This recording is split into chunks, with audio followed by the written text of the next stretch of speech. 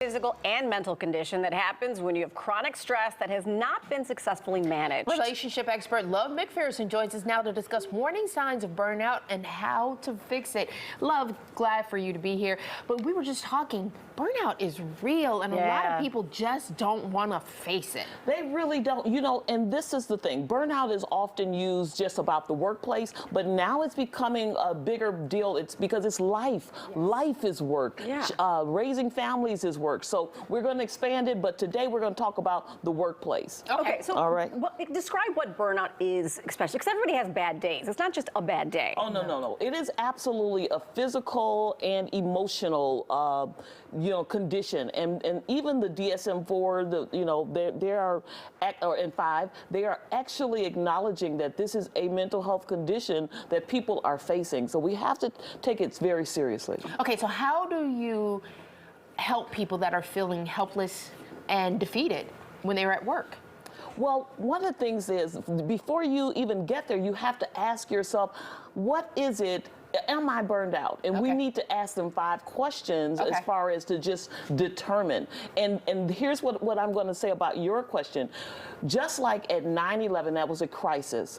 And the airlines had to decide, we have got to change how we fly, how we check people in. We have never flown the same.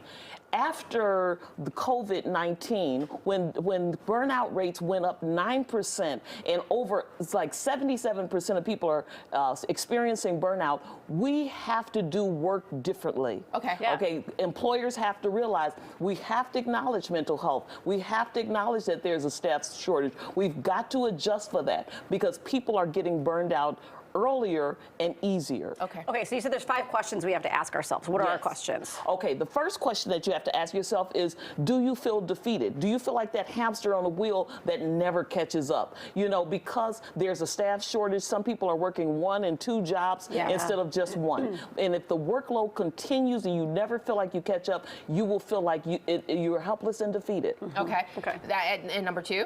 Number 2 is, do you feel appreciated and supported? And that's actually the number 1 reason that people say that they feel burnout in the workplace is because of lack of appreciation and support. People are not, they have not adjusted to what has happened to the workforce after COVID-19. And so we got to make sure that we change the culture of the workplace. We all get cynical about some things, but you're saying this is another question we need to check ourselves on. Yes. Have you become increasingly cynical? But the cynicism is related to the fact that you might be dealing with compassion fatigue. After a while, it's just kind of like, oh, is that so-and-so on the phone? And there may be your client, especially people in the who were essential workers after so many years of being there, and people are not doing what they need to do and the workload falls on them.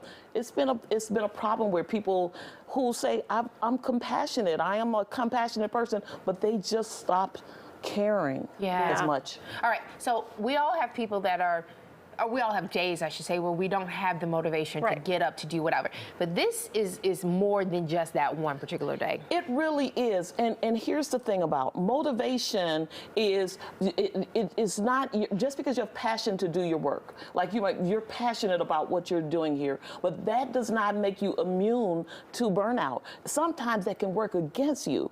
You are so passionate, working so hard, your body has not caught up with your mental state. And so you will burn yourself out because you will overexert yourself, and pretty soon fatigue physically, fatigue mentally, and you just don't stop to take care of yourself. It's interesting because you say physical and mental fatigue, but you could be depressed and feel that fatigue, or overworking like you're saying and feel that fatigue. Absolutely. It can be 2 separate things. And you may not be depressed, but you still feel burnout. Okay, so as a person who may be in charge of a team, the manager, the leader of the group, the head of the company, how can they help their team manage this burnout situation? The first thing I would say is this: managers are people too, and they can get burned out. So they are getting burned out because of lack of staff, because of trying to integrate old new practices or to maintain old practices of work life